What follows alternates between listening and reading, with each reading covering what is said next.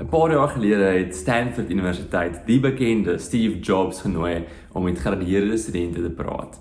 En in sy toespraak het hy roerend gesê, jy kan nie die dots connect as jy terugkyk.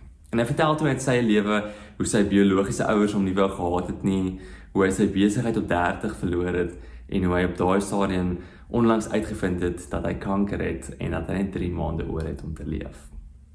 Roerend. En hoe hierdie momente sy lewe gevorm het. Sondag het ons gekyk na Moses se lewensverhaal en al sy hoogtepunte en sy laagtepunte. En dit is maklik om te kyk na Moses se lewe en te sê, "Wow, brandende bos ervaring met die Here en daarvan af het hy groot goed gedoen." Maar daar is klein dade van gehoorsaamheid wat al gebeur het toe hy 'n klein babatjie was. En as jy vorentoe gaan na Hebreërs, dan staan daar so: as gevolg van Moses se ma en pa se geloof, was hulle nie bang vir die Farao nie en het hulle Moses weggesteek.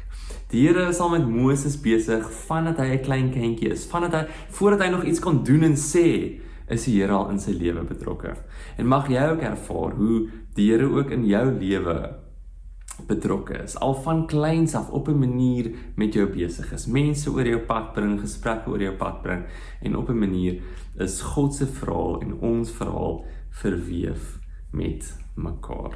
Mag jy ook brandende bos ervarings hê, waar jy besef, "Sjoe, hier is ek op heilige grond, dat die Here met my besig is in die hier en die nou." En mag dit vir jou die energie gee om verdere verskil in die wêreld te gaan maak. Lekker week vir jou.